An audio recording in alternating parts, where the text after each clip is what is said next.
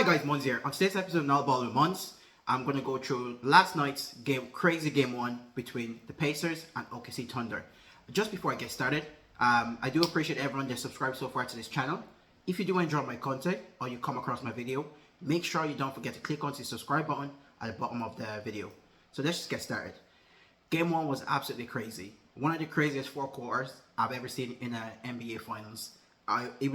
When I was watching it, and maybe the first two quarters, I saw the Pacers have 19 turnovers, which is crazy because these are the two teams that they're very good at not turning the ball over, and obviously OKC Thunder are very good at forcing people to turn the ball over. But Pacers are the best. I think we're one of the best teams in the league of not having turnovers, and all through the playoff as well, which is crazy. I couldn't believe what I witnessed last night, especially another HALIBURTON game winner. It was just pure cinema to watch, and every single thing about the game screams to me the New York Knicks, the Cleveland Cavaliers series that the Pacers have been through so far in this playoff. It was just amazing to watch the Pacers do the exact same. That's just their MO throughout this playoff so far. They go behind by double-digit points, but they don't give up. They just keep chipping away the lead. That's why I say in the NBA these days, double-digit leads are nothing anymore in the NBA due to the fact that lots of teams shoot the three-point very well. In this game, Pacers had 19 turnovers in the first half alone. When you think about that, it's when you have 19 turnovers, especially in a finals game or in a playoff or even a regular season game, you normally lose the game. The stunning stats about this game is from the 19 turnovers. OKC were only able to get 11 points from them, which is very poor from OKC because OKC are one of the best teams to have transition to be very good in transition offense. But Pacers are very good defensively in the transition because they have quick, young, athletic guys who actually get back as well on defense whenever they turn the ball over, which is fantastic to watch. In the first quarter, they had so many turnovers, but they were only down by I think 10 or 11 points, which I thought was a positive because the Pacers started very poorly.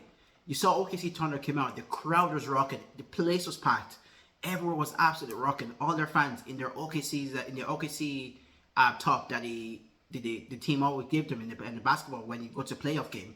It was crazy to watch because the atmosphere was just ridiculous. I felt OKC were going to win game one. Shea came out. It was absolutely aggressive. I think they took 11 shots in the first quarter, and by the end of the first half, I think Shea had over 20 points already. He was very aggressive. That's what I like about Shea. He goes and grabs the game. He doesn't most young players or any player in the final, you kind of let the game come to you. But Shea went out there. You can see from the very first tip-off, Shea got the ball up, dribbled down, and went straight up for a shot. You can see he was in that mode. He was in aggressive mode from the right off, and that's what you want from your best player, especially in the finals. In this game, it's a credit to Pacers how good they are as a team, as a team. Huge credit to Pacers how good they are as a team because HALIBURTON didn't have the best game. He only had 14 points and 10 rebounds. He fought hard at defense, he fought over screens, which is completely fair enough. But I thought Lou Dort and Caruso had a fantastic game for maybe 3 quarters or 2.5 quarters. Those two guys, in my previous video, I told you they were everywhere. They got multiple steals between them. Defensively, they play at a very high level defensively. Those two do. They make the job of their teammates much easier as well. When I was watching the game, you saw Caruso, you saw Lou Dort, and they were also hitting the 3-point shot as well. I think Lou Dort made 3 3-pointers in the first half, if I'm not confusing, if I'm not making a mistake about this. And he was all over HALIBURTON defensively, Caruso as well. And what I would say is Pacers just kept chipping away. They kept chipping away. No matter how many points they were down, they'll go back up the court quickly, take the ball out, try create a shot, try get a 3-pointer. Like I would say, OKC Thunder do give up a lot of 3-pointers because they don't give up a lot of easy baskets at the rim. And their defense is very good. I think they're the best defensive team in the league as well, according to the stats throughout the regular season. So this game came down to HALIBURTON making a go-ahead field goal again. This is not the first time he's done this. I think in his career so far, he's had 5 either. I think in his career so far, HALIBURTON has had 5 game-tying shots or go-ahead field goal in his career, which I think the most is, surprise, surprise, LeBron James with 8, and then there is Reggie Miller with 5, and then Halliburton has 5 already so far in his young career, which is fantastic. What does that say about Halliburton? It tells us Halliburton is absolutely clutch player, and to my surprise, LeBron was at the top of the list. Will people say he's not clutch? But that's another topic for another day. And Halliburton was just throughout the game. I felt Halliburton was a little bit passive, but the person who I thought sparked their comeback was Andrew Nemhard and Aaron Nesmith.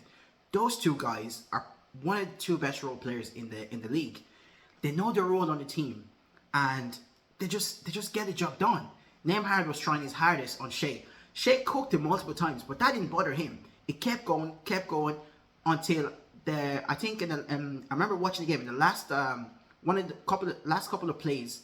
You can see Shea trying to get the game winner, but he overshot his jumper. He missed it, and Siakam was the one guarding him. And just a quick mention to Siakam as well. I felt throughout the whole game, Siakam was very good, defensively and offensively. He was consistent from the first, second, and third to the fourth quarter. He had a double-double. He had 19 points and 10 rebounds. I think all 5 starters for the Pacers, this is how good the Pacers are as a team collectively. All 5 starters for the Pacers had double-digit points. And I think 3 of them had a double-double in Aaron Nesmith, Halliburton, and Pascal Siakam. Obi Toppin came off the bench and gave you 17 points. Honestly, there is no... Like, with what Obi Toppin did from the bench, you can't replace that. I was banged on about role players knowing the job, coming off the bench, doing the job properly, and that's Obi Toppin did that perfectly yesterday. You could tell he was a bit nervous in the final. His first couple of plays, he had a turnover, and he missed a bad shot. However, from then on, he hit a couple of huge threes, and then his game got going. So shout out to Obi Toppin and TJ McConnell, the small guy from the bench. I call him small because he's like 6'1", and that's small in NBA high. He was fantastic off the bench when he gave you 9 points as well. I don't even know what to say about Halliburton anymore, because he done it against the Cavs, he's done it against New York Knicks, and now he's done it in Game 1 against the against OKC Thunder. The game was a very strange game because Andrew Nemhard and Aaron Nesmith are the one who kicked off their comeback, because they made huge buckets in the halfway through the third quarter from 3. I remember one of my favorite buckets of the night was Andrew Nemhard absolutely dribbling the life out of the ball and then hitting a step back 3 on Shai Gilgeous-Alexander, and that cut the lead down. And then you see Aaron Nesmith with his corner 3, hitting his corner 3, that cut the lead down. And then before you know it, in the fourth quarter, there was 3-4 points in it. And Miles Turner as well, hitting a couple of threes as well late on in the game. It was just amazing to watch. Then once the game went, once I saw Thunder only leave by 1 point, and Halliburton Siakam guarded Shea properly, very good on the last play of the game, second last play of the game, and then they gave the ball to Halliburton. In my head, I was like, he's not going to do it again. He's not going to do it again. And to my surprise, Halliburton went up and hit the game-winning shot. It was in real time. It was fantastic to watch. That's one of the best four quarters I've ever watched in a playoff game. It was just amazing to watch. I don't know how anyone can be a basketball fan and not enjoy a game like that, especially with the underdog stealing Game 1. So when an underdog steals Game 1 on the road, that means we're going to have a great series, usually. Honestly, I can't wait for Game 2 on Sunday. I literally cannot wait for Game 2 on Sunday. Game 2 on Sunday, obviously, usually how this game goes is OKC Thunder come out and they blow Pacers out of the game. So that's OKC Thunder will come out and blow Pacers out of the game in Game 2. That's the way it usually goes. And what I normally call it is a shadow loss, especially when you're on the road and when you're on the road in the playoff after winning Game 1. Game 2 is normally a shadow loss, in my opinion. But you never know. Never know with the Pacers. They're a very special team, and they could do something special and win Game 2. If they do that, then we have a hell of a series in our hand, in my opinion. We already do anyways, looking at it after them still in Game 1. I'm just looking at my notes here. Just a couple of things I want to go through. I got through everything. And I can't wait for game two.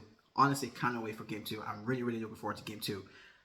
Which it was a fantastic game to watch, man. Honestly, the game, like, I was rooting for. I felt OKC were going to win, but I was rooting hard for the Pacers to win because I like Halliburton, man.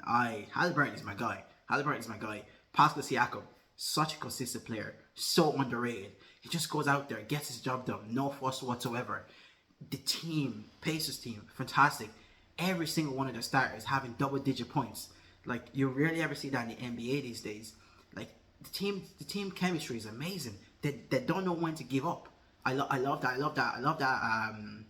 I would love to be in a team like that. A team that never know when to give up. The coaches doesn't just make stuff for the sake of making subs, like some coaches in the NBA do. He makes them with purposes. You need a shifty playmaker to cut the lead down. You aren't scoring a point. You need a shifty playmaker to cut the lead down. Brings on TJ McConnell, takes him back out. Bring back on Halliburton. Halliburton controlled the pace of the game. It was fantastic to watch, and it was just brilliant to watch. But my player of the game was Pascal Siakam. He was consistent throughout. I would have given it Shai Gilgeous-Alexander with he got 38 points. He was offensively. Shai was just absolutely cooking everybody, man. First 3 quarters, man. Shai was cooking everybody. It showed why he was the MVP, but unfortunately his team came up short. So really looking forward to game two. I can't wait to come back here and talk about game two with you guys. Thanks again. Don't forget to click on the subscribe button. If you have any questions, if you want to comment on anything, please drop a comment. I'll always get back to you. Thank you very much.